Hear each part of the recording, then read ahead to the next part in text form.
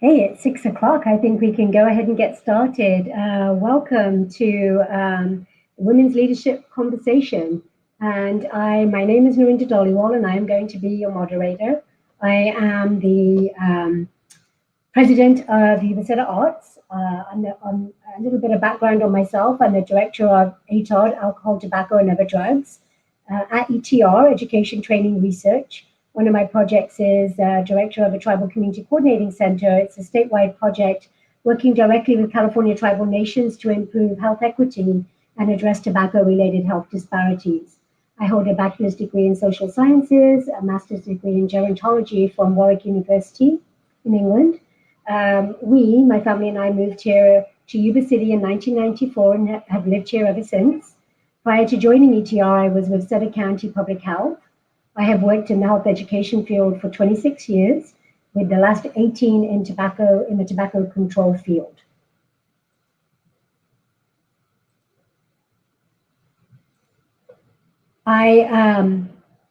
This panel of amazing women that we have, I wanted to share that this Women's Leadership Conversation panel has been put together by YubaSutterArts and Culture for several reasons. First, to take a moment to recognize and celebrate the 100th year of the passing of the 19th Amendment of the women's rights to vote. Second, to give local women in leadership roles a chance to join in a conversation concerning women's issues in 2020, while looking back at where we have been and how far we still need to go. So I want to take a moment to introduce our panelists. We have Grace Espindola, City of Yuba City, City Council.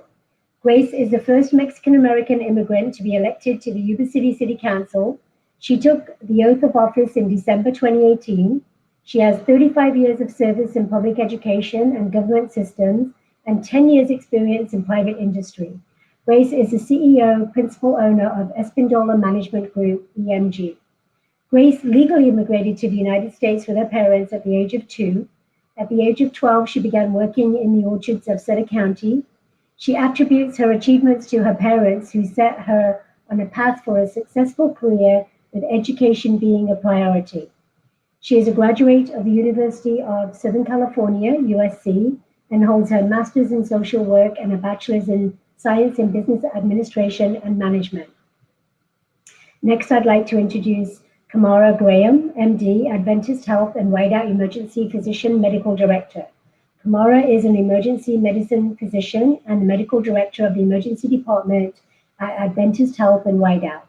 She is originally from Kelseyville, California, and started on her medical journey as a child with her little sister when her little sister had open heart surgery at the age of 3.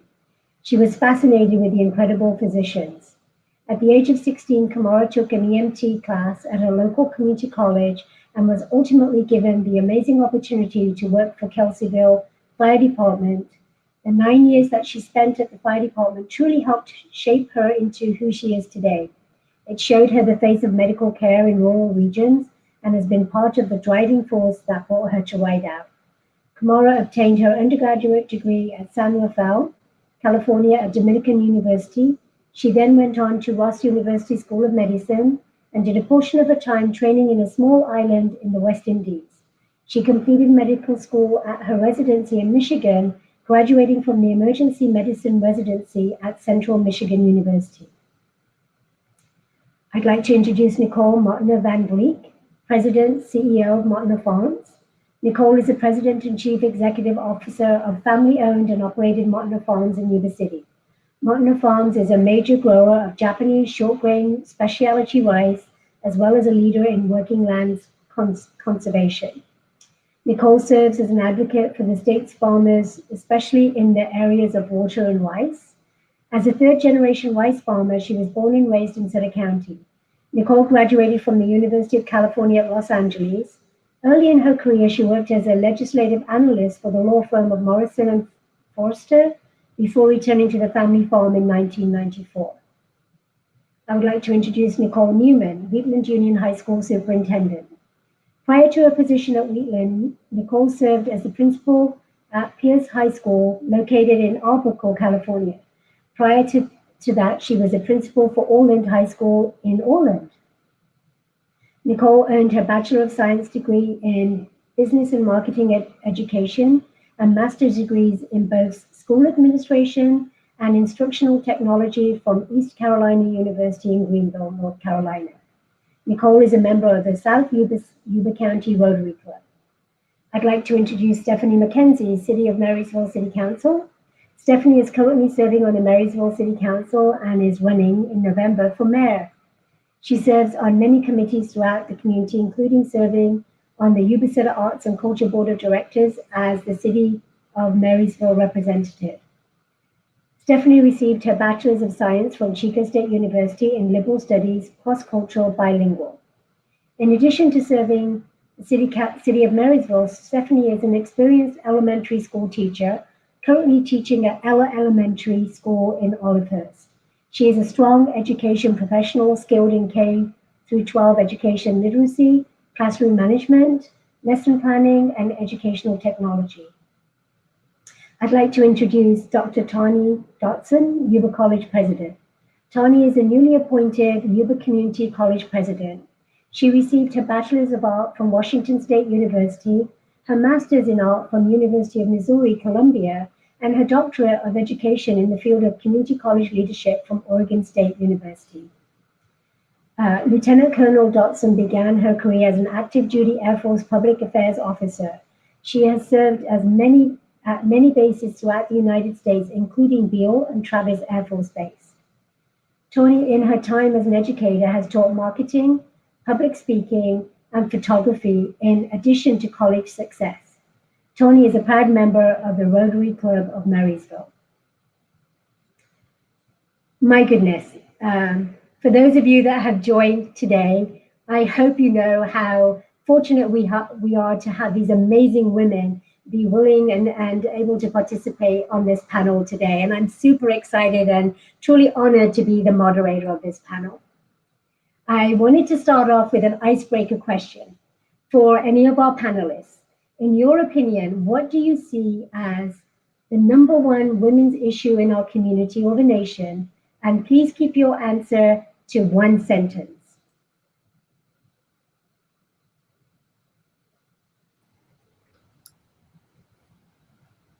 I can jump in. I'll just say inequitable expectations of the division of labor in the home, and thus a slow response to changing employment to meet the needs of working parents. Yeah, I'll jump in next. I feel that, if you're talking about the US and also from a global perspective, I would say probably one of the biggest challenges, especially in terms of politics in the United States, is patriarchy. And from a global perspective, I would say educational inequality. And I'll jump in. What I see here a lot is poverty and homelessness as a result of abuse and not enough income for paying their rent. So we have a long way to go to support our women in that way. I think I'll jump in too. I think one of the biggest things that I encounter quite often is just women's access to healthcare, including mental health services, reproductive services, maternal care. It completely and very directly affects their entire socioeconomic status and ability to obtain that care, get to appointments, and also get preventative care. Along the same lines, I think where Tanya started out was the gender wage gap, I think, is really an important issue, and as well as the lack of leadership and the lack of women in leadership positions. That by having more women in leadership positions, I think more of these women issues that we're hearing tonight would be addressed. There'd be more women helping make those decisions. I would just like to add that, the thing that I'm seeing in my world is diversity and exclusion at the same time. The significant problems with a diverse workforce, the overt practices sometimes that are formal or informal, the perception of others, do we have the job opportunities, which is the wage and the gap in that, and the opportunity to make decisions on issues that are important. And I think Nicole just mentioned about the lack of women leaders, and not this is a global issue, but I think a local community, there needs to be a stronger a role of leadership by women.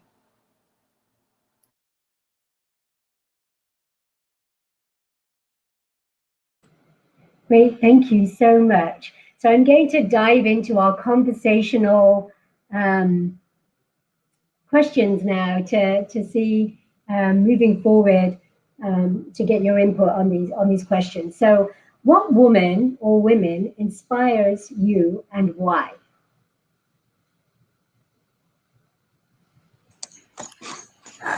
I think, given one of the reasons we're here today to recognize and celebrate the centennial of the right for women to vote, I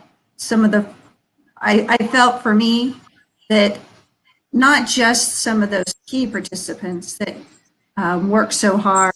There are a number of names from Susan B. Anthony to Alice Paul, Lucy Stone, Ida B. Wells, but those are the ones who get a lot of the attention. But it was almost 100 years before we really were able to, all the work that had to be done to get to that final vote, and all the people that worked up to that point, and then the millions of people that showed up the day that the vote was finally allowed for women. And so there were a lot of women and men in that movement, and I just think that it's extremely important, and one that we want to recognize today.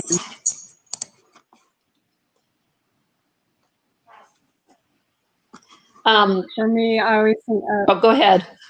oops. Oh, okay, sorry.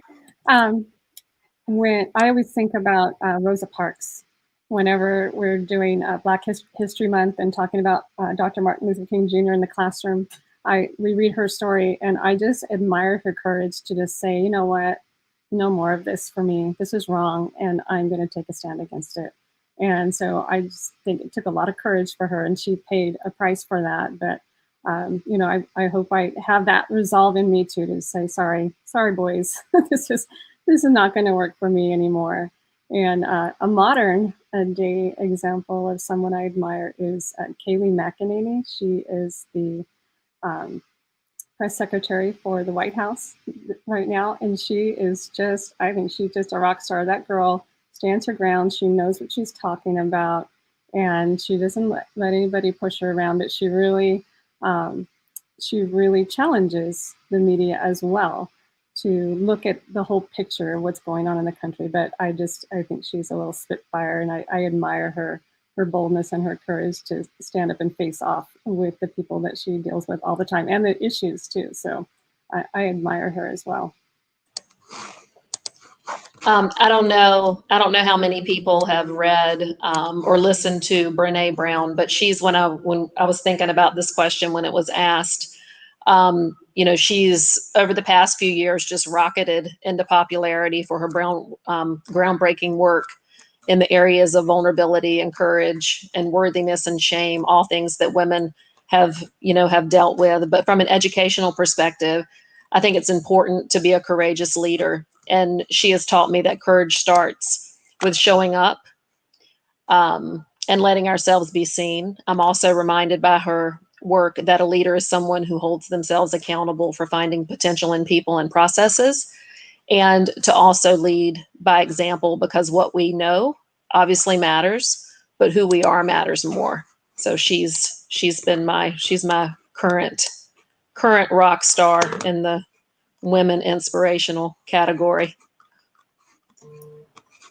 I love all those that you've mentioned, and I tend to, Narendra mentioned my mom, and I always begin with my mom because without her courage, her willingness to go into a complete different country without knowing the language and carrying with her a 2-year-old going to a place that she had no clue, but just with a lot of hope and faith and love because she was meeting up my dad. I think that she instilled in me courage, honor, faith, and family. So I always acknowledge my mom. I also think of Mother Teresa because my mother's name's Mother Teresa, but her name's Teresa. And I always think of her because of her just willingness to serve and care for those that are just the most vulnerable in any community. And she came from a very a family with well means and chose to help those that were less fortunate. And then I go into my women in politics, or like the first Latina on the Supreme Court, Judge Sonia Sotomayor. She's an amazing woman that, and the first female United States Secretary of State, Madeleine Albright. I had the honor of listening to her in person, and I felt like I was a fan, one of those fan lady. What do they call that when you're like a fan of someone? I had a major fan of her and watching and listening to her. And I was in this room with the majority men because we were in Washington, D.C. And I have to tell you that she captivated everyone's attention. She demanded it. So Nicole Newman, like you mentioned it, she brought it. So thank you. I think I would add to just the women along my career at every stage that have actively been seeking out and being role models for those that come behind them. I've had amazing from my medical school, the emergency department I trained in. My first medical director is a physician. And now with my executive team at the hospital, there's always been several very strong women leaders who have actively made a point to say, hey, let's grab coffee and let's talk about what you want to do and how you can get there. And I think they're just as important along the line. Yeah, I think everybody's mentioned some really incredible women, and I think some of those women that we talked about that have created history for us have made today's women possible. And so I just want to mention a couple of people, some real and some characters that inspire me. I remember when I was a kid that most of the cartoons, the heroes were typically boys. And so, I want to say that being able to see movies like Wonder Woman and Captain Marvel with strong female lead characters, that inspires me. And, at some point I'll probably share, I went into the military, so there's that adventure in me. But I also love seeing women being able to just be really raw and vulnerable, but also demonstrating that they are incredibly accomplished in their education and in their life. And, for me, Michelle Obama is an example of that. A woman who had children, went to Ivy League schools, got, a graduate education. I love seeing examples like that. And that's what inspires me because it kind of gets my competitive fire burning to see, that that's possible.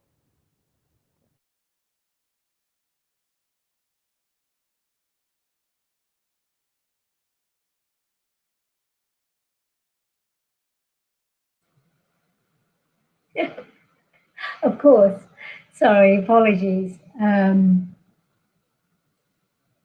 Next question. What do you think is the most significant barrier to female leadership, especially in terms of your industry? I think for me and for emergency medicine and for medicine in general, one of the most difficult things is trying to decide, can I have a family or do I follow my leadership career?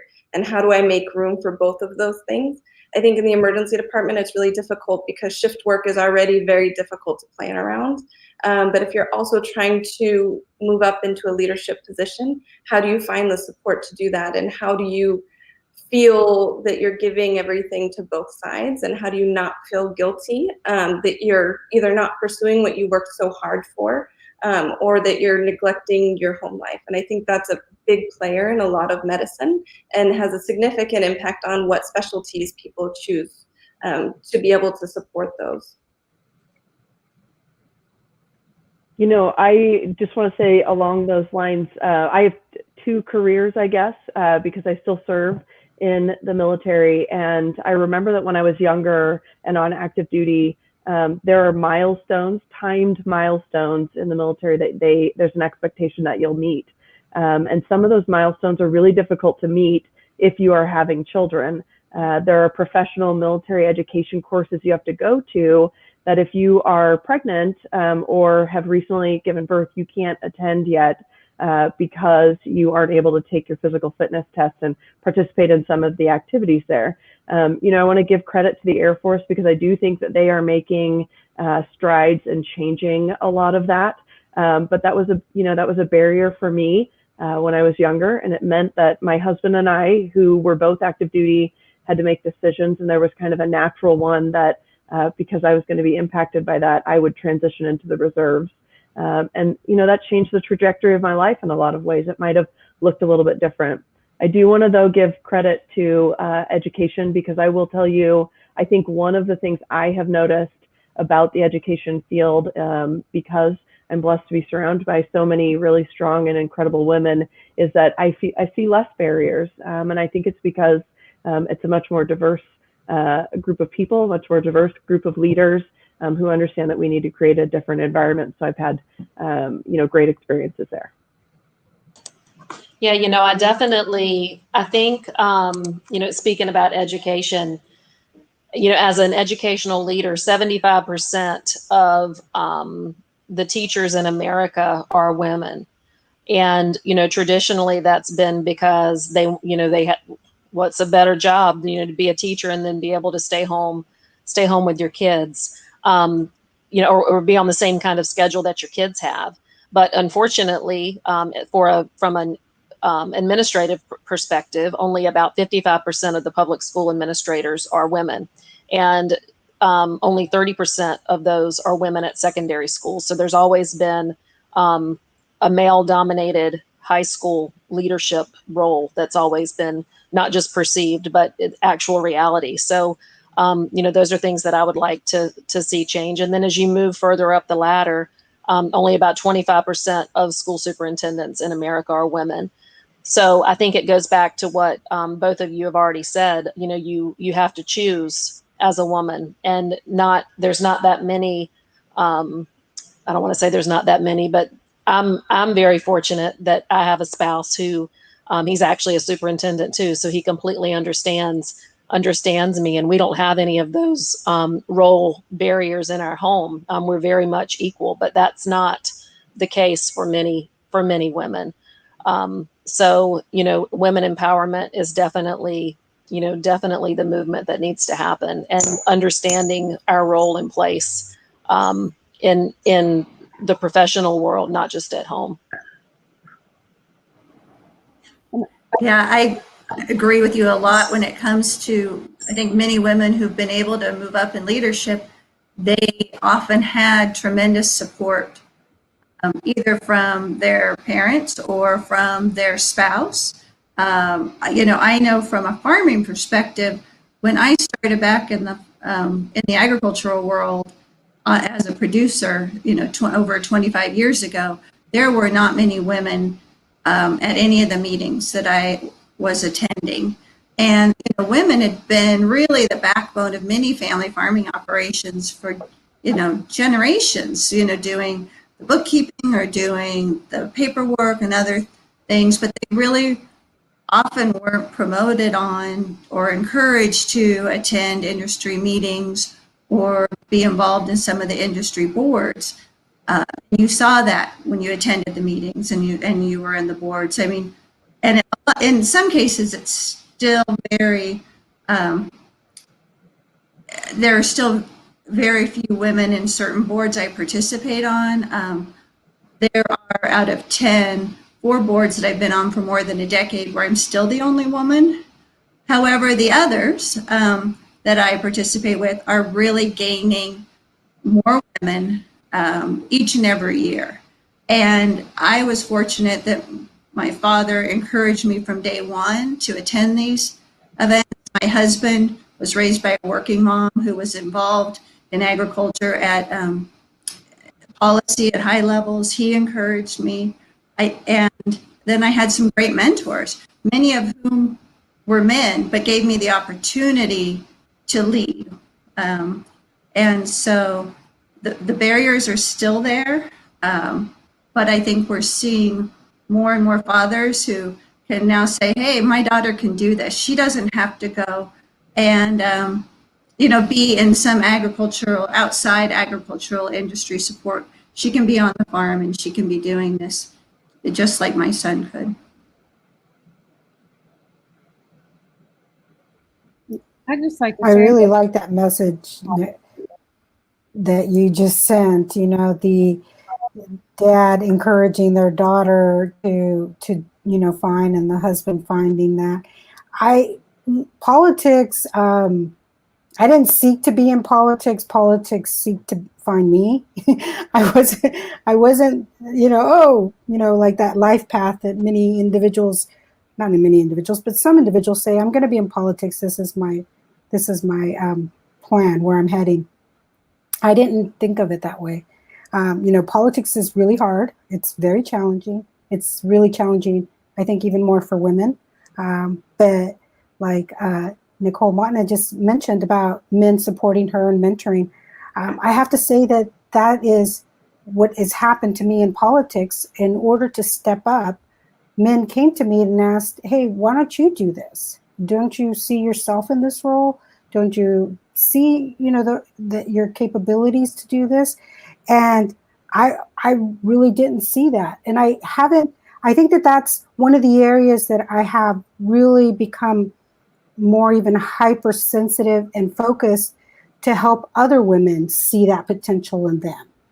Because I find that as a duty now, as an elected woman, to help other women, hopefully, if they're might have an idea to get into politics or be on a commission or be on a school board of trustees. The possibilities are there. But definitely, I always say to people, you got to have a strong network around you. If your family is strong with you, your loved ones are there strong with you, and you truly have a strength for it, because you got to have a pretty thick skin to be in the game of politics right now. Thicker, I think, than any other time. In my short amount of 15 months, we've had a variety of things going on, and it's every day, ladies. And I'm like, okay, what you gonna throw at us now? And so I think that encouraging, this is powerful. This is wonderful. This conversation, I already feel like I want to meet all of you, and I know some of you. Like, let's hang out. let's do something together. Let's create the world that we're talking about in this virtual forum. But I am already, like, someone texted me and said it's called fangirl, Grace. Fangirl. That's the word you want to use when you saw Madeleine Albright. So just know that men can be supportive in this journey, but as women, we could just change it even and make it better. mm-hmm.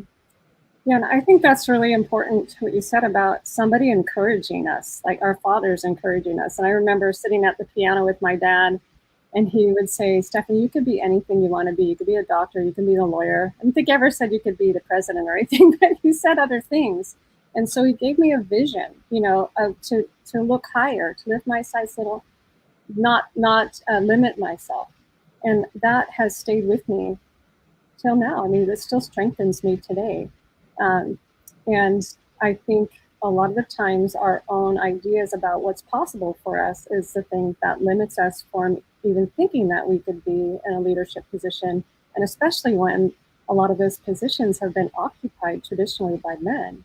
And when I think we step into that world where men have dominated, that it's different than the world of women, for sure. And we need to learn new ways. And that can be really challenging because we think differently. But I really feel like it does take a lot of courage. It takes a lot of support. But the things that we bring to politics, especially, or to any field that we're in, we bring a whole new perspective that is such of value to people who don't see things from our perspective. We have family, we have nurturing, we have all these kinds of things that we see and we're sensitive to, that our societies need, our cities need this input from us. And so I just want to encourage anybody who may be watching, not only to get involved in politics, but to step up in whatever your field is. Your voice is so important, it has value, your perspective has great value. And so I think the thing I want to say is those barriers in our thinking, and like Brene Brown, she helps us with some of those barriers in our thinking and the traditional ways of looking at ourselves. And so we can break out of those boxes of how we've seen our potential and say, no, there's more for us. There's more we can do. And before I move on to the next question, I just wanted to add that, following with Grace and Stephanie, that, from being a little girl to being a grandparent myself, my dad had always encouraged me and let me know that I could be anything and do anything that I wanted to. And it was that kind of has gotten me through life. And so it's really important to have that support. Next question. How has the increase of women striving for higher education impacted the growth that we have seen in society? And the second part to that is, what has been your experience in this?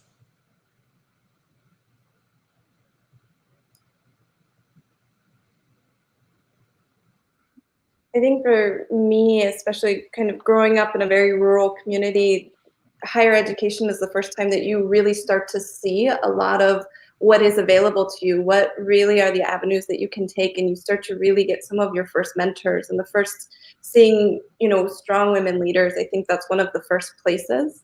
And so I think more women striving to get higher education and to be involved in additional training, it really gives them a bigger outlook as to what really are you capable of. I think you're in a very closed bubble based on where you grew up, and that can limit you as well. And when you go out into the world and you start learning what really is around and available, that completely changes your entire ability to grow.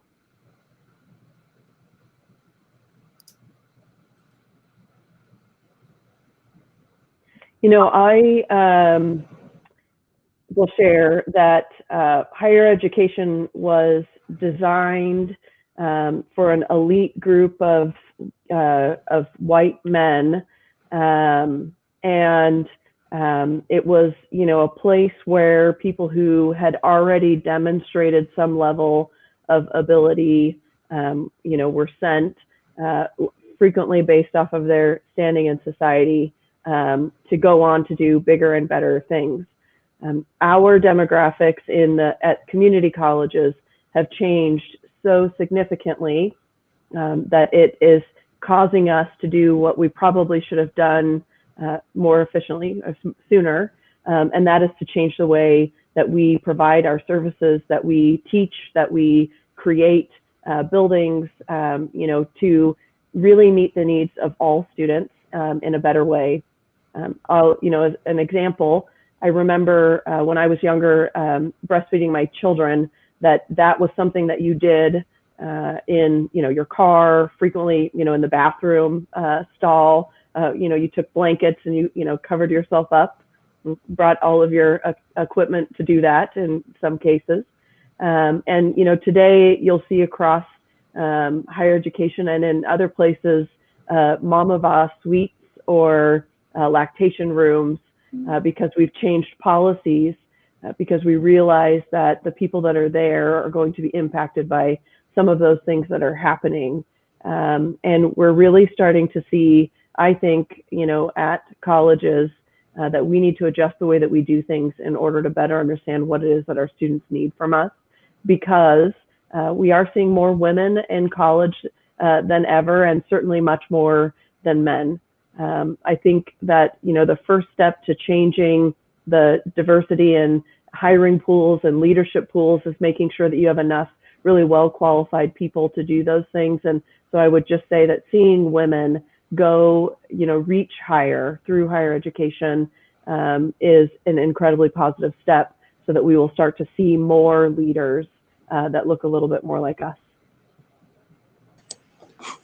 Yeah, I feel like in education we're just in this place that regardless of a woman's experience or education or abilities, we go back to the patriarchal nature of the US, and the society that fosters the perception that women are often less qualified or less competent than men. Um, it's very frustrating, and many still believe that women are less worthy of the same, just like you said. I mean, it was built around white men, and that your women are less worthy of the same educational opportunities that are afforded to the men. um, there's no denying that poverty, geography, other factors that contribute to huge disparities in education, but patriarchy justifies the denial of opportunity. And we see it every day in education and with kids. It feeds the message that men should wield the power and women should occupy a subordinate position in all areas. And it's an outdated and persistent point of view, but it fuels the educational inequality and a host of other disparities along the lines of gender and on a national and international level. And I think about when I was at Pierce, I was a principal there, and it's a 95%, 90 to 95% Hispanic community. And the young women that would come in the counselor's office or in my office or the vice principal's office and want to go to college, but their parents just put their foot down and wouldn't let them. And it just it breaks my heart. That we've got to do a better job. And I feel like we're trying to do a better job at school now to educating parents and the students and the importance of moving on, and that they can do that they can move on and get a degree. And it might not be a 4-year degree, but to get a degree and move forward and be successful in their career. Mm-hmm. And as we see I'm gonna, women, go ahead, Stephanie. The more women get those higher educations, we see more women going into those career fields where men have been previously. So attorneys and doctors and all those kinds of things, and more business owners and industry leaders, and that women are doing. It builds confidence. It creates opportunities for women to enter into that they wouldn't have had if they hadn't sought a higher education. And I think it also gives women the ability to provide. Should they find themselves in a situation, well, a lot of women are married, right, are dependent on another income because you're raising your children, you're at home. And so if that situation changes and you don't have an education or training that you can fall back on to provide for yourself, then you're stuck in a little lurch there. So I really think, I know for me personally, my education allowed me to not end up in a situation of poverty when I was not married with my children. So, I think that's a real benefit, is having that opportunity then with that education to get a job and to be qualified for things that you might not otherwise be. The fastest growing population is the Latino population. And Nicole Newman, you mentioned a little bit of my story in your describing of the students at Pierce High School. When I thought I was going to go right after high school into college, I was excited to share with my father, who my father loved me dearly, but didn't totally understand this whole concept of you going away and not being in the same household and being protected 24/7, like, security system. And so I learned quickly that he made it clear that if I was going to go to Chico State, my mom was moving with me. And that was just, at that time, can you imagine? You're 18 and you're like 19. I'm moving on. I'm moving out. You really, I'm wanting the same thing as every other young woman at that time. And unfortunately, that wasn't my pathway. I am not married. I have no children. I have done everything that my traditional Mexican families tell me that I'm not supposed to do. I've done everything the other way. And it's been hardships at times, but I have to tell you, it's the most rewarding now, because I ended up having to work full time and get my bachelor's degree. At that time, it was online. and emailing. Wow, real like forward thinking. And then I ended up going to USC, which was my dream school when USC had a better reputation. Okay, so everything else happened was after me. Anyhow, and I did a virtual. My whole program was virtual. It was like this. And I was like, I was scared out of my mind. I'm like, what am I going to do? I don't understand this platform. Quickly adjusted, and now this is the world we live in. So, the aspect of education, is it important? Yes. Does it give women an opportunity to remove themselves from poverty, opportunities, other platforms? For sure. But we still have an issue with this, and it is with all kids, not just women or girls, is that, about 68% are graduating with bachelor's degree, and about 30-something% are finishing in our community schools. And we need to do a better job on that. But we also need to expand career training and education opportunities. Not everyone is built for a 4-year or master's degree program. No, I got 30 seconds. So anyhow, why am I so chatty? I got to go. All right, let's just keep going.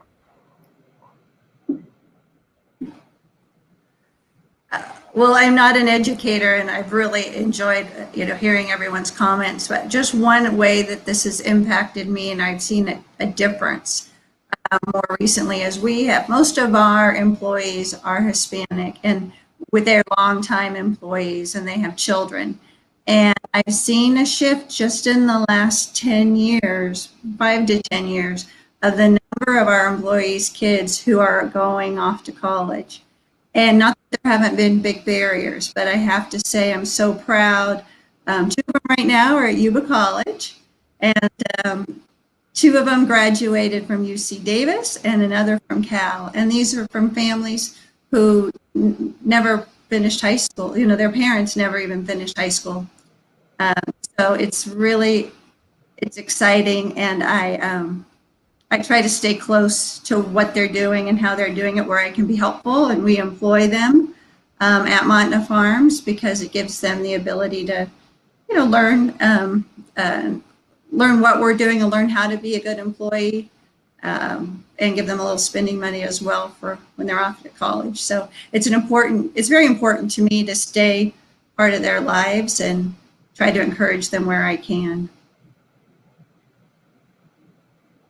Great, thank you so much. Have you been affected by the gender wage gap in your professional life? And what do you think contributes to this?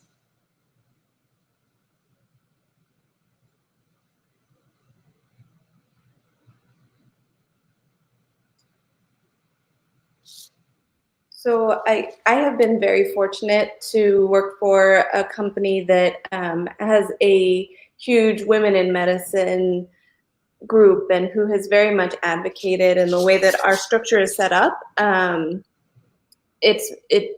I'm sure is there, but they've done everything to really help with that. I think one of the things that has been interesting for me in this role that I've taken is, as I interview new residents and new physicians, last Saturday was our big interview day for the graduating residents that are coming up. And about half of my graduates that I was interviewing were women, and not a single one of them asked me what the pay was. Or how the bonus structure was, or whereas every single one of the male candidates asked, how is it, how are you paid, what is the hourly, how do you get bonus, what are the benefits like, what is retirement like, and I think that's one place that we really can improve. I think women don't want to be rude, or they don't want to feel like they're being pushy or putting the cart before the horse, and so they don't ask those things. And I think it's very similar as we go through evaluations and promotions, and we talk to people, and they will always, men will come with the list of the things that they did that year to show you that they really have been working and why they deserve that pay raise. Whereas many of the women, you'll suggest it and say, hey, I think you're at a point we should raise you. And many of them won't ask for it though. And I think breaking that down and helping women become more comfortable with those types of discussions and asking the important questions is really important. I think you hit it on the head there, the nail on the head. I see it all the time. And my first professional job out of college, I did it myself. But, you know, they asked, how much do you want to make? And I thought, well, I shouldn't say too much, you know, because they might not want to hire me. And, you know, I've learned, as there have been multiple studies, as Tamara's just referred to, that, you know, that show that women do not really ask for what they want like the men do. The men are very aggressive in that regard, and I think we would do justice to help teach women should be as well. I've tried to take it upon myself for some women I know that are going for raises or other things to really try to put it out there because it makes a difference. Yeah, I think I would mention that I think there's a visible gender wage gap when you look at the career fields that women are, you know, more represented more in, are generally paid less. I know for me personally, my you know, original sort of career, I was an active duty Air Force member, but I worked in public affairs, which is where, you know, there tended to be more women than there were men, and the promotion opportunities were limited in that way. And, you know, now working in an education, and I know we're going to talk a little bit about this, but, you know, I see that, you know, we simply don't pay enough for people who are doing some really incredible, critical work for our world to be successful. And I've certainly had opportunities where I've been sitting at the table and, you know, someone across the table has said, well, we can't expect you to do that because you're a mother.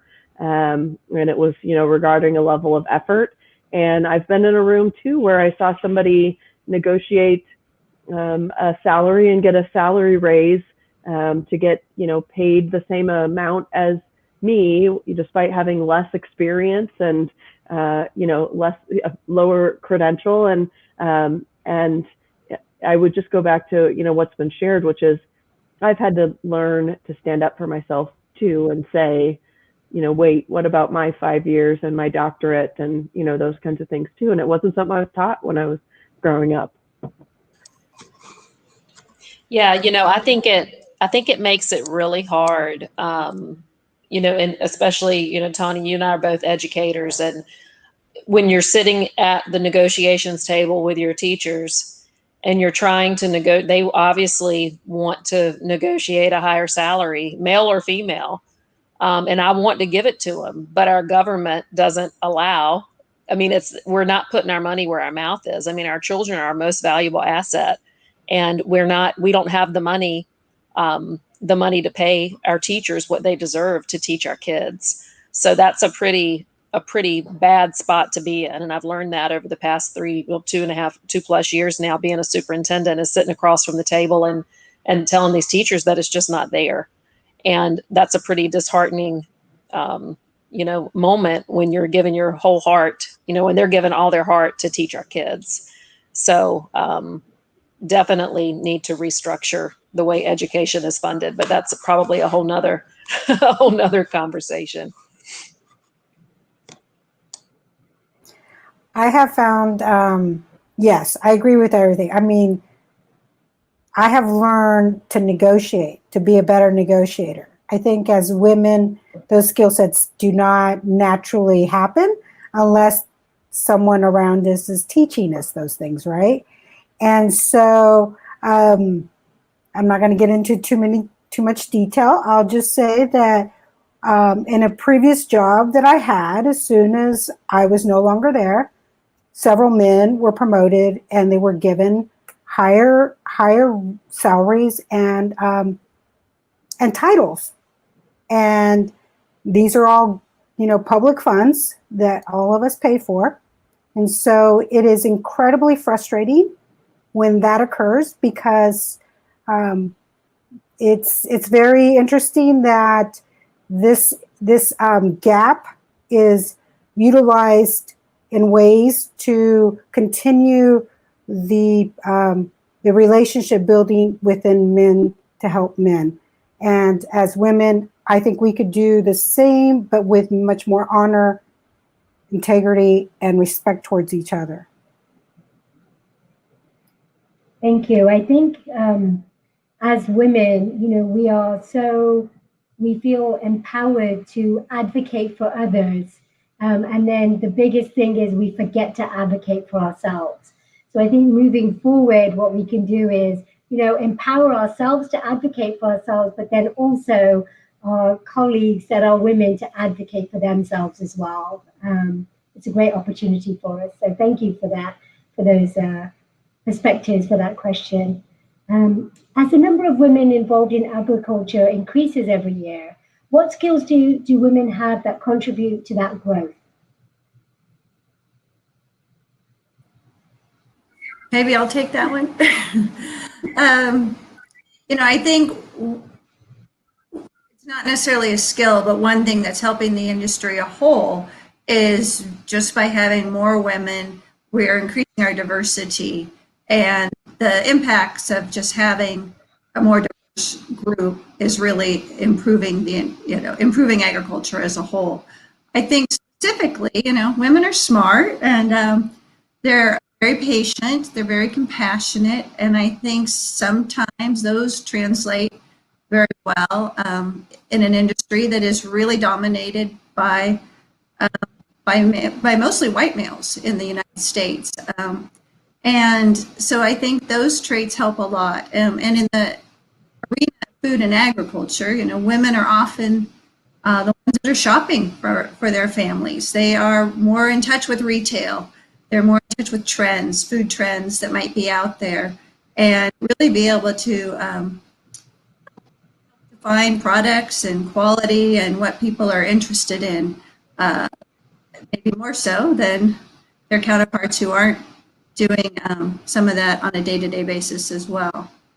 I think we're also finding that a lot of these women are getting the higher education and coming back to the family farm or going into agriculture support organizations, and they use that educational platform to really launch themselves into the industry, where I think the men often would do so as much, but the women are really doing that, and it's giving them specialty areas, whether it be food science or animal science, ag policy. It's really nice to see the growth in those areas in the number of women. As you know, if any of you have followed the trends in vet schools, most of the women, it's a large majority of women in veterinarian schools, and so it's nice to see that continued growth and continued expansion in certain areas, especially.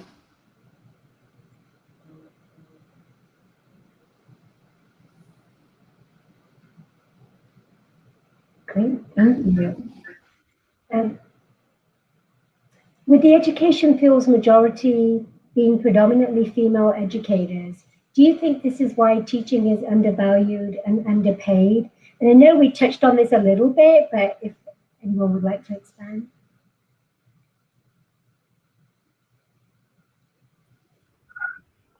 So yes.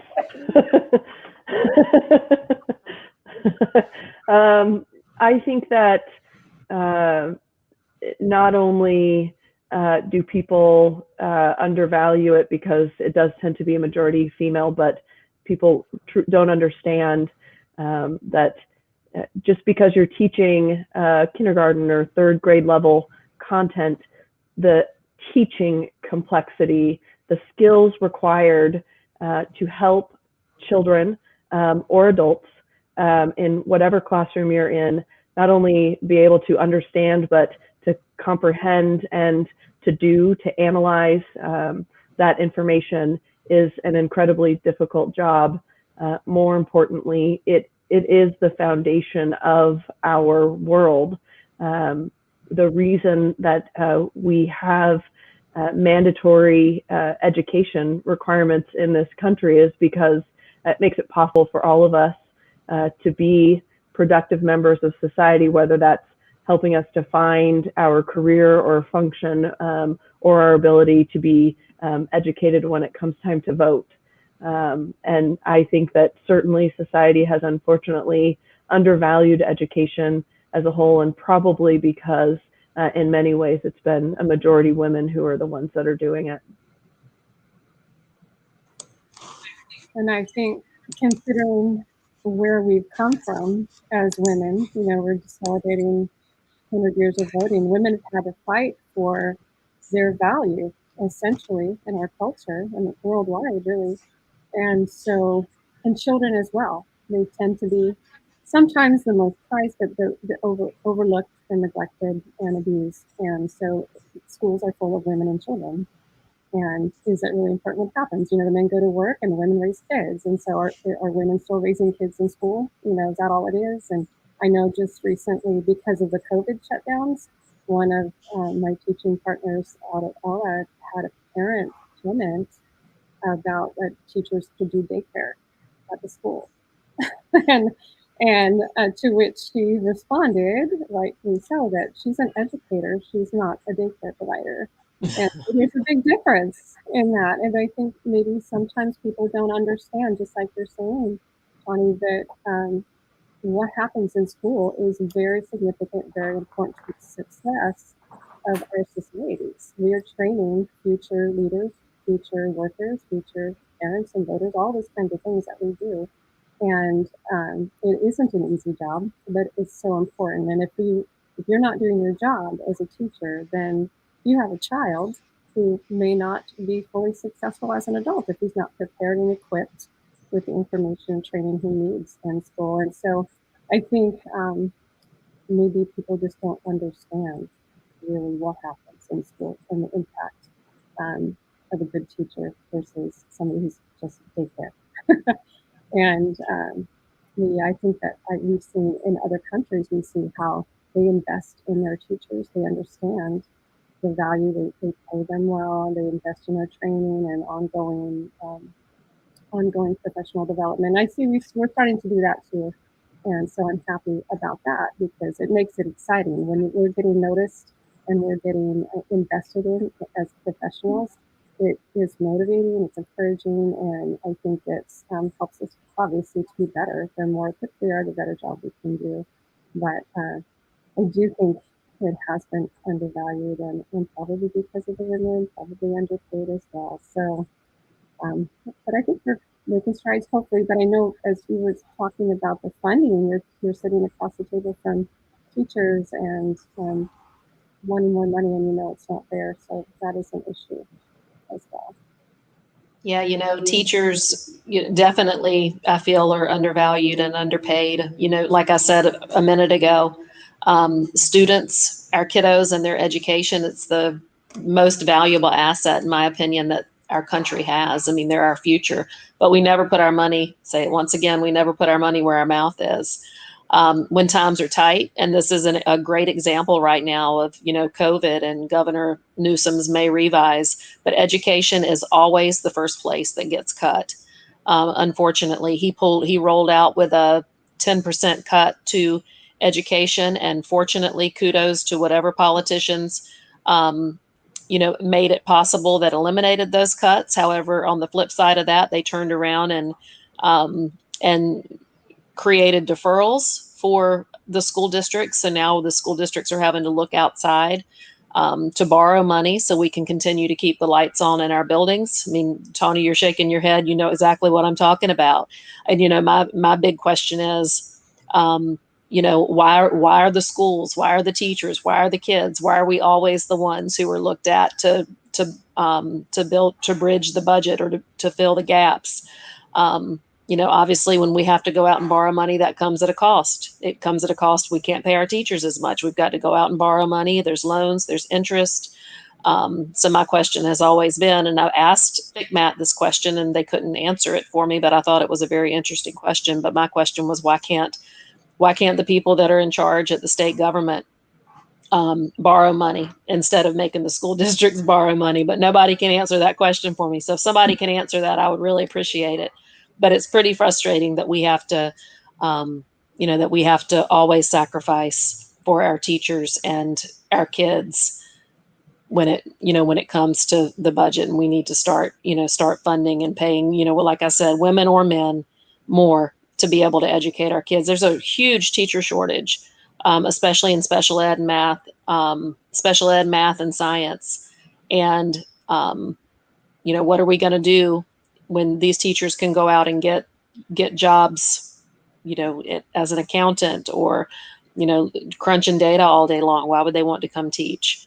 So we've lost a lot of good teachers over that. I will say yes, undervalued, underpaid. And I think COVID-19 has really brought to light many disparities that we have in our systems. And education is one of those that are really hitting hard with families and public school systems. And I think, I always think about it in a method of measurement. And I think Stephanie hit something to that effect of the progress of students and how well are they going to do or be in the situation of academics. But I also think about it as mental health issues and other issues that are surfacing within the teaching and education system. Is how do we provide? I have heard from teachers that they are not just teachers, in the academic aspect. They're also the social worker, the mental health person, the psychologist, the counselor. They're the perhaps the cleaning staff. They're the baker. They do all of these things, and so we do pay other professions based on measurable outcomes. And so I would say that there could be a greater income to make as a teacher and help schools. COVID-19 is just not helping the situation at all as we're living it. So I do agree that it's undervalued and not, and women, I don't know, women end up, I think, in teaching because it's easier in the scheduling, not easier in the job, because it's a lot of work to be done. A lot of respect for teachers. Thank you. With women and families being the fastest growing segment of the homeless population, what social, economic, political, and so forth issues do you think contribute to this statistic?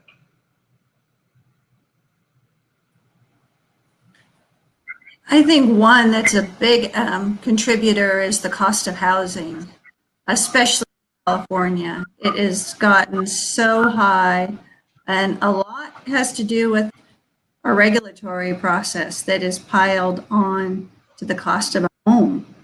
And I know it's hard for jurisdictions to try to roll these back in a state that requires so much. So, but I think it's something the state definitely needs to take a look at to try to streamline those costs, because reducing those impacts, reducing those regulations that would bring down the price of a family home or an apartment, because it's built into the cost of those as well, I think is a really good place for us to, because the price and to be able to build more houses much faster than we currently can under our current conditions, because it just takes a long time in this state.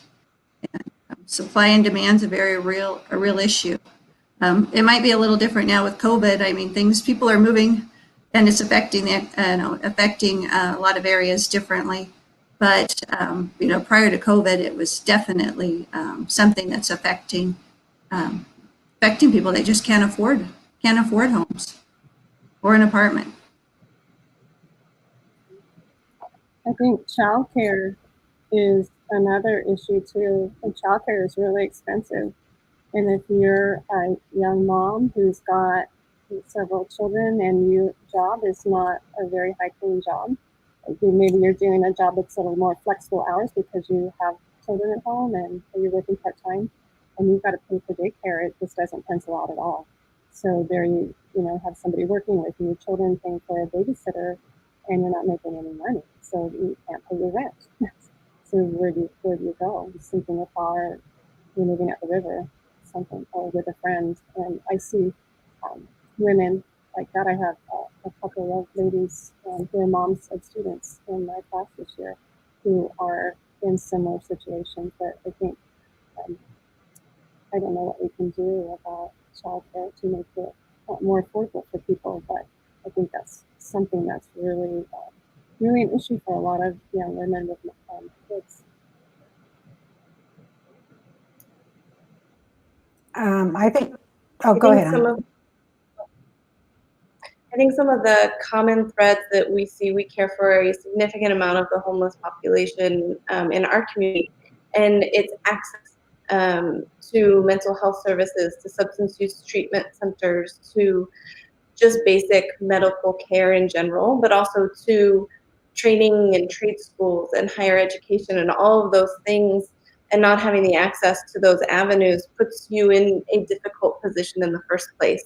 And then for many of these women, if you add in that their options are to continue in an abusive relationship or an abusive situation, or be homeless, or to keep your kids safe but know that you're going to live in your car, they make very difficult decisions. And once you've gone down some of those roads, with not having the ability to have childcare, with not having access to a lot of the things that you need, it's then very difficult to climb out of that. I was going to add that poverty is a big issue with women, and the pay rate and wage gap and all of those other related disparities. Housing, big issue, as mentioned already.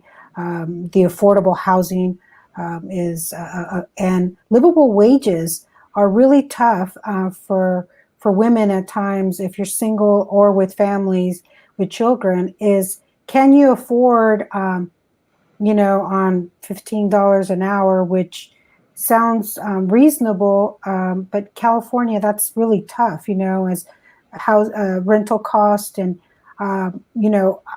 or purchasing a home. I'm often asked as a city councilwoman, where could I go buy a home and I make 50, 60,000 a year? And, it's really hard because, and that's one income, and you have 2 kids and 2 cars and everything else. So in our community, even though Yuba City is a very nice community, we do have a high rate of poverty.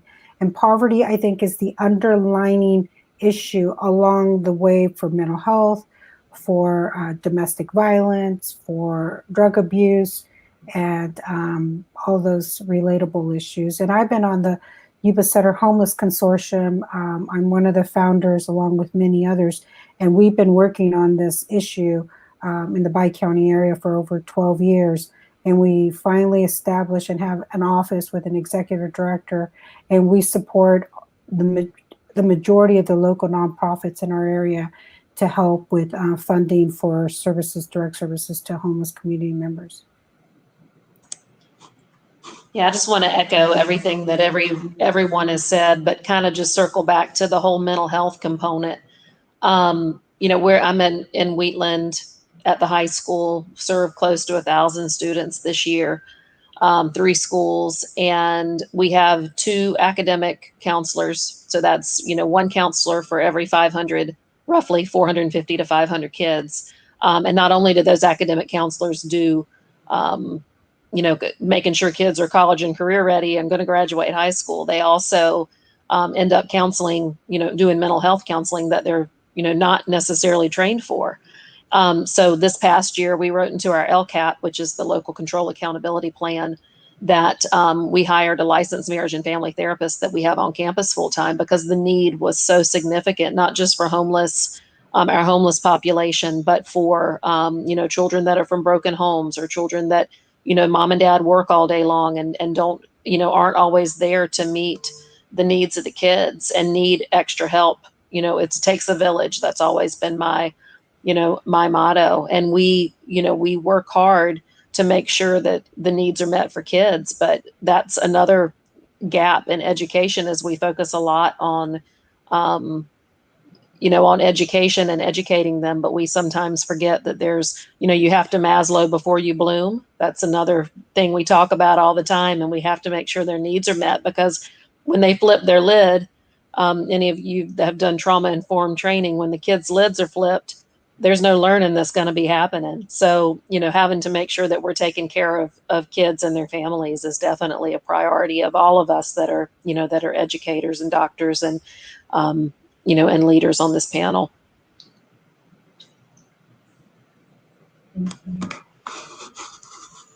With gender biases being so prevalent in healthcare, how are women negatively impacted by this? And what experiences have you had with it personally as either a patient or a medical professional? So I think this has essentially two avenues. I think it has a huge impact on women's ability to get care. One of the Kaiser Family Foundation studies had shown that 1 in 10 women in the United States are not insured. And they're also more likely to not seek care, to have more comorbid conditions that they're not receiving care for. We also have one of the highest mortality rates for pregnant mothers in our country. And so I think getting access to care in our country is nearly impossible for some populations, especially in states where Medicaid wasn't expanded and they're extremely limited. I think that the gender biases also affect training and women's ability to really enjoy and be successful through medical school and residency. I think we all kind of joke a little bit, and we discuss quite a bit that the male physicians are always doctor, whereas the female physicians have to typically explain 2 to 3 times that they're not the nurse. And it's something that's constant. It doesn't seem to really change too much with age or as you go through your career. You still kind of always are the nurse, which we love our nurses and they're amazing. But the men are never considered the nurse either. And I think going through your medical school and residency training, there's a lot of those things that can impact your ability to really thrive and really be able to create trust with your patients and get them to really understand what you're saying and to be compliant with what you're telling them. I think it's getting much better, but it's not just the 90-year-old patients that aren't used to it. I've had 40-year-old women tell me they refuse to have me as their physician because they don't believe women should be doctors. And so I think it affects access to care, but also just the ability of women to rise through medicine as a specialty. I think it's difficult to have to walk that line, and I know it's something probably throughout all professions. It's also that you don't get to be passionate or upset because then you're emotional, and so you don't get to advocate, you don't get to stand up to other specialists, you don't get to do those things because then you are the crazy doc downstairs. Whereas if the men are doing it, it's because that's what needs to be done and that's the best thing for a patient. And I'm sure that's not specific to medicine at all. But I think that gender bias really affects medicine from several different aspects. All I gotta say is, wow. No way. I'm sorry, Stephanie. I'm just shaking my head. Please don't tell me. I go look for female women doctors because I think I can relate with them better. And thank you for just being so honest about that. I'm also curious about how patients, because when my mom, I understand the difference in cultures of how to relate to medicine, and women of color have a harder time sometimes, as a patient, we experience some different needs. So I'm just kind of curious how your thoughts about that. I'm just in awe. I'm learning from you. I'm learning from all of you. This is amazing. They've actually, especially in the last few years, they've done a significant amount of studies regarding the care that's given to women in general, but specifically women of color. And there's definitely a discrepancy in the care that they get. I think one of the components of that is that women in their community are not seeing female physicians that look like them. So we need more women of color, especially, that are coming through the ranks and that can be that person, because they also understand much better the cultural aspects of medicine and why some women aren't seeking out care. or how to better explain and how to better teach. A huge part of what we do in medicine is just teaching and helping people understand. And I think that if you can find a physician who looks like you, who understands your background, you're more apt to be open and to have more honest communication so that you can dig into really, why are you missing your appointments? Is it because you don't care? Or is it because you've got things going on at home that I may not understand? And so I think having more women in medicine, and women of color specifically, could change the way that we practice medicine and our whole kind of socioeconomic standard across the board. Yeah, I just want to say I have experienced gender bias in medical care surrounding reproductive health, and so I just want to, mention, it's difficult because frequently my doctors have been male, and so they don't necessarily understand the issues that I'm dealing with, but also somehow my ability to access some of those things that I need to manage my reproductive system have become something that we legislate, or we get to choose through insurance coverage, and I don't feel like that happens equitably in the other direction, and so that's certainly been difficult for me. I know when I was younger and having children and on an active duty, my choices were limited for what could happen when I was giving birth, and that was certainly disappointing, but also my choices for how I managed choosing when I was ready to have a child or not were also managed. I just didn't feel like I got the options that might have been available to me had I been a man. I think that's a huge part. I think that the access to reproductive health and having the right to choose when you have children is a big issue that we've legislated instead of letting people make that decision. It is absolutely okay to have children in your 30s because you wanted to pursue other things in your life first.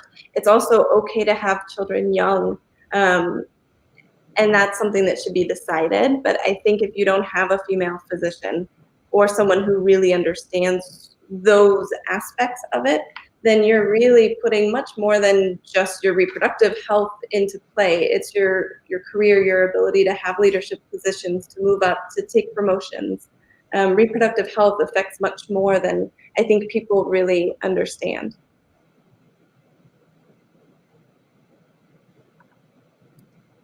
My little comment about this gender bias in medicine is just from a teaching perspective. We have our curriculum, our language arts curriculum this season is Wonders, and we have little picture cards and for the letters, right? So we pull them out, and every year it takes me by surprise, and it's amazing that these little guys who are 5 years old already have in their minds that doctors are men and nurses are women. But these cards that we have are the opposite. So the nurse is a man. So there's a man in blue, and he's got his stethoscope. And every time the kids say doctor, but it's the letter N, right? No, it's a nurse. And then the woman is the doctor, and they say nurse. She's in white, and with her stethoscope and her clipboard and all that. But so even as young as that, kids are thinking that, and they maybe, it's just, we soak it up right from the world around us. We notice how things work, and that's what they've learned already at that age. So, but so happy to know that some of our curriculums are trying to challenge our thinking a little bit and get us to look at the gender roles as being we can do. Men can be nurses, women can be doctors. we're not stuck in those traditional roles. I think one of my favorite encounters, my first medical director at my first job out of residency was this amazing female physician, and she has two sweet young girls at home, and all of our leadership team had essentially been women since they were born. And so we were having meetings at her house, and she was used to that, and we had a big party, and she had introduced one of the new doctors who was a male, and her daughter just looked at her and said, "Men are allowed to be doctors?" And it was like the best the best reaction. We all like, wow, okay. Yeah, it's a prime example of implicit bias, right? And it's around us, but those girls got a different setup for it. Yeah. That's fabulous. I get the same thing. People will come in my office and they're like, "You're the superintendent?" I'm like, "That's me." So it's pretty pleasing to be a woman in that role, that's typically been held by men. I had one that came to the office the other day, and we're meeting everyone outside, not allowing in because of COVID. And he came up, he's like, "Are you the secretary?" And I, So we've talked a little bit earlier on. I know Grace touched on it a little bit as others regarding women, running for office and moving into different positions within, the structures that we have within government. And so, with only 3 women out of 30 elected city council or county board of supervisors board positions within our 2 counties and 4 cities, although our population is basically 50% female and 50% male, what do you think has kept women from running for office and winning elections?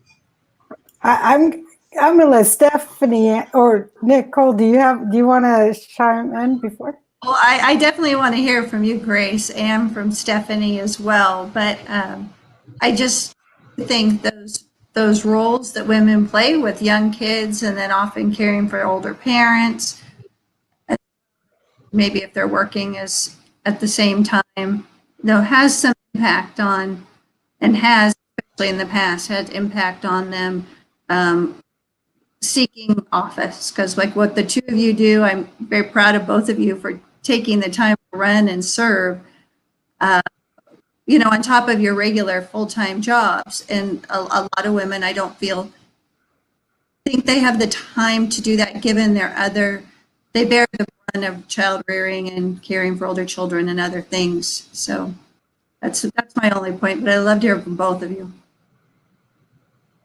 All right, Grace. Go for it, Stephanie. You're in the middle of a campaign right now, so Yeah, I am, which is exciting. It's exciting and challenging. I think, I think there's so many reasons why women probably have not attempted to take those seats. And I think part of it, maybe in our community, we have a pretty conservative community. And so a lot of times in conservative communities, we look at more traditional roles for men and women. And so I think that is an obstacle itself, is you don't, as a woman, you don't see yourself belonging in that spot. And other people, maybe men, don't see you belonging in that spot either. And so there's discouragement from doing that. And maybe even sometimes I think as women, we tear each other down in that too. You see somebody trying to move up, or maybe not move up is what I want to say, but to go for something like that. And, we might say, well, who does she think she is?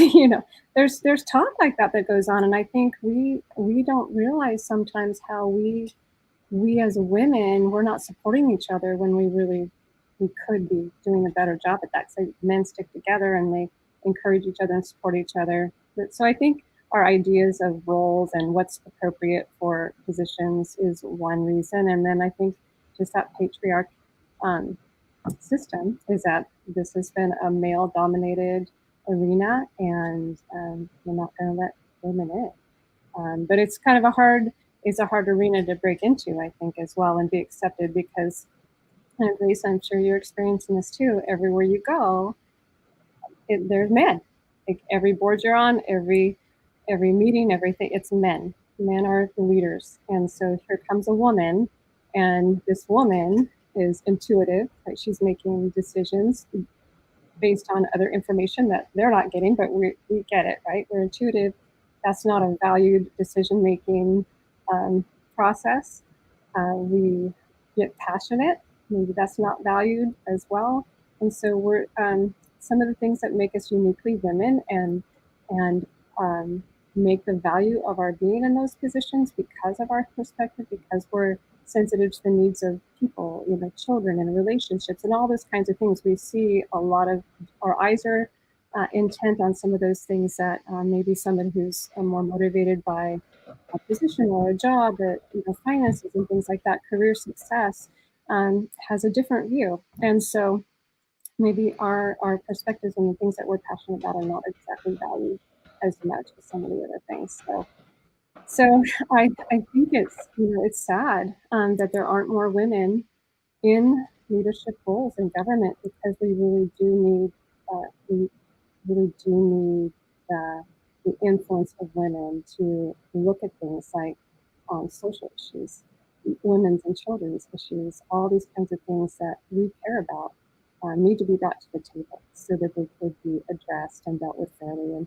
And I don't think that we have a complete picture, a very full perspective, unless we have both sides, unless we have the female aspect, unless we have the male aspect. I don't think we have all that we need to make really great decisions for our communities. So I think it's important that women pursue these positions and not be intimidated by the fact that there's a lot of men there. So, Grace, let's hear what you have to say. I have been in politics for a long time, and I always thought of myself as the person behind the scenes and willing to do all the work, because it was comfortable and I really enjoyed it. And I helped many men get elected. And then everything went badly, because one of the individuals I helped get elected, then everything I thought I helped that person get there was just not the person that I thought.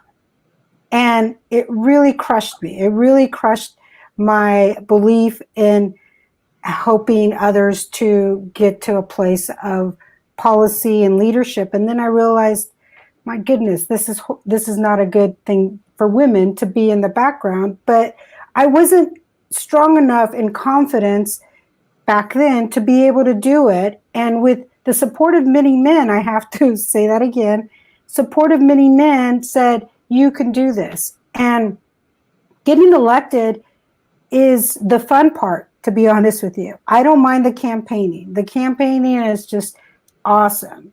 You get to meet such an amazing community, all aspects. The real job is when you're elected. Okay? Because the campaign is just, you're talking to people all the time. You're just, hey, this and that. Do you like me? Will you vote for me? That kind of thing. And then now you're elected. So what do you do now?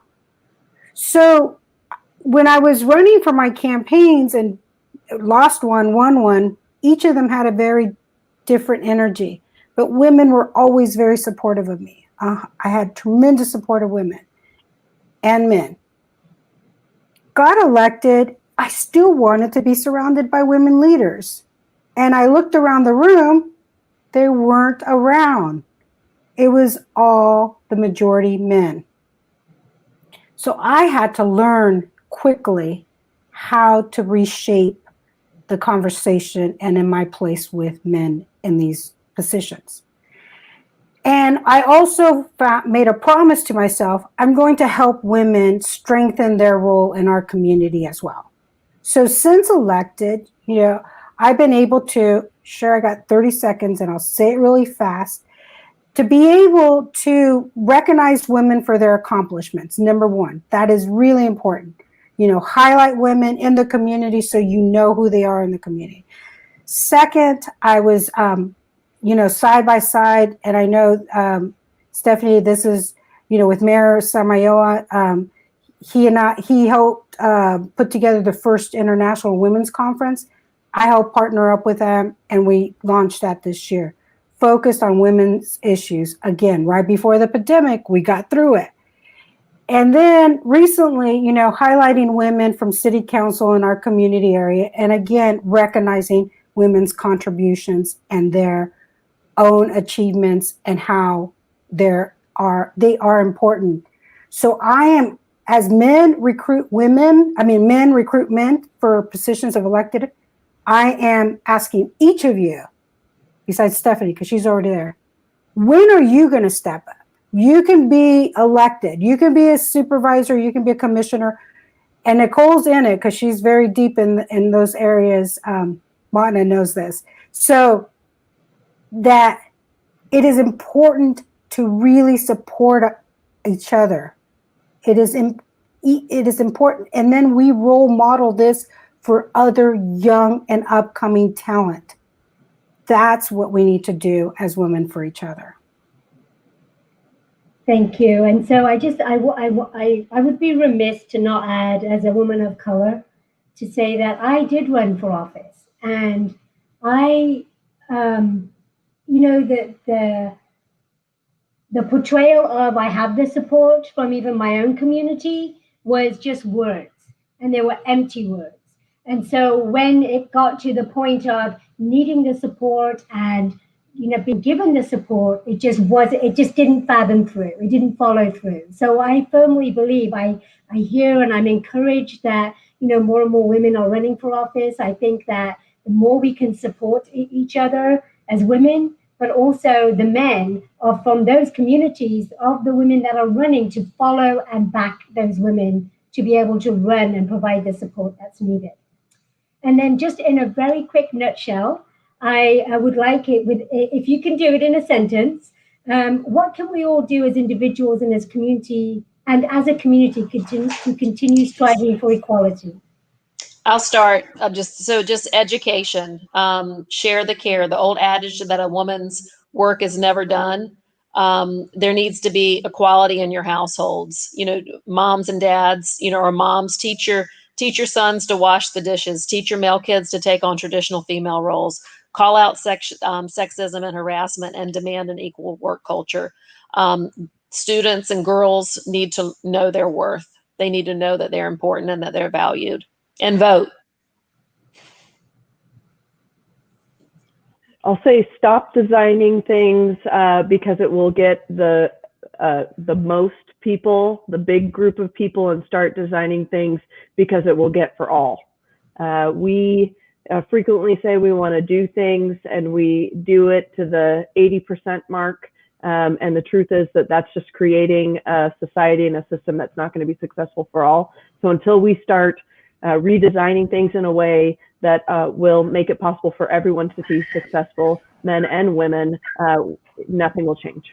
I think along those lines, our implicit bias continues on hiring people, and I think one way we can help shape that and make it a little different is really to have hiring practices that eliminate those biases. And you think, well, that's difficult to do, but many of us who hire, we're able to, have our assistant or somebody take those resumes, black out the gender, black out anything, even a surname, and really try to do so, and maybe even the name of a school. I mean, for example, I went to UCLA. I might have biases against people like Grace who went to USC because of our downtown rivalry.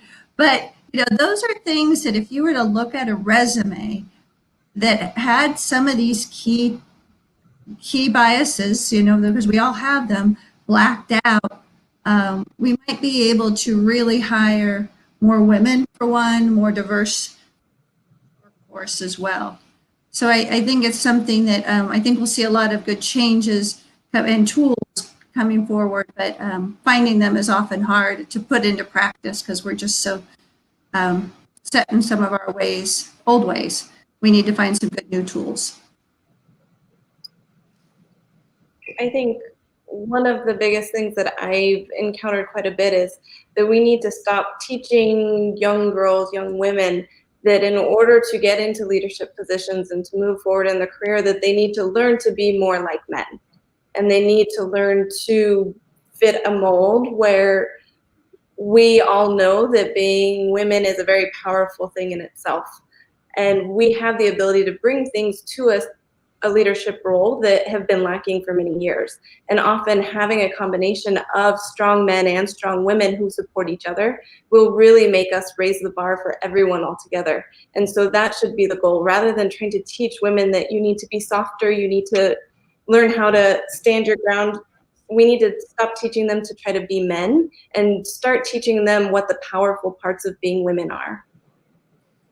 I completely agree with that. And I love that because we don't want to lose our femininity, because there's a beauty and a power and a strength in that, that in itself is respected and carries weight. And so if we're trying to be something we're not, then we're losing the beauty of who we are. And so men need to be men and women need to be women. And we both, all of us, need to value and appreciate what's good about both of those, and just really respect each other and value each other, how we're created, how we're designed, and what we bring to the table. And so I think we need to encourage each other in that, just like you saying that. Let's not try to be men.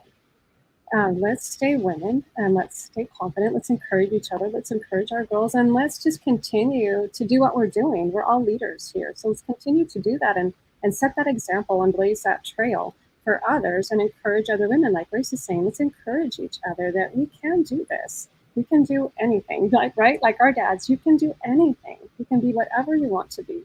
And so we don't need to let those pictures and those images define our futures or lay that out for it. We need to let our hearts and the dreams that we have and the skills that we have and all those passions, that needs to be the definition of our future and our path. And that if we can come alongside each other, encourage each other, and just use our words to empower and to bless and encourage, that's what we need to do on both sides, women and men. You know, we need to encourage our men to be in their strength, and we need to encourage our women to be in theirs. I think, thank you. I'm so inspired and encouraged by all of you, and listening to the experiences that you've shared with everyone else in virtual world. But personally, I have to say, I'm very inspired by all of you. So thank you so much for sharing and giving that this evening. But I would like to go back to Madeleine Albright, now that I know I'm a fangirl. She has a quote that she uses, and I'm just going to borrow it because I think it summarizes it. It took me quite a long time to develop a voice. And now that I have it, I'm not going to be silent. And I use that all the time. And the implicit biases, Nicole, are very tough to work through, as you know. And the more we recognize those, the better we are able to function in them and not let those trigger us to respond in the inappropriate manner wherever we're at, in a meeting, in a one-on-one conversation, however that may be. But my voice will not be silenced. Wonderful. Well, in conclusion, thank you to those of you online that have joined us today for this fabulous conversation. Remember, you can tell your friends to watch either on YubaSutterArts&Culture's Facebook page or on our own YouTube channel. Also, a special thank you to our panelists for their wonderful insight and thoughts on so many issues. Many of us will be thinking about this conversation for a long time. We truly appreciate your time and support. And I would be remiss if I didn't mention David Reed for his wonderful communication skills in setting this conversation up, and Shantae Arroyo for her technical skills in making the event available to everyone. Thank you both. And finally, I want to let everyone know about our Womankins pop-up event this Saturday at the Tea Garden House and Event Center lawn on Plymouth Street from 10 a.m. to 1 p.m. We will have almost 30 Womankins on display. These half-shell mannequins have been decorated by businesses, community groups, and individuals in celebration of women and the 100th anniversary of the 19th Amendment. We will have reenactors on site, information boards, a silent auction, and refreshments. Masks are required, and we will be practicing social distancing. Once again, thank you to all. Have a good evening.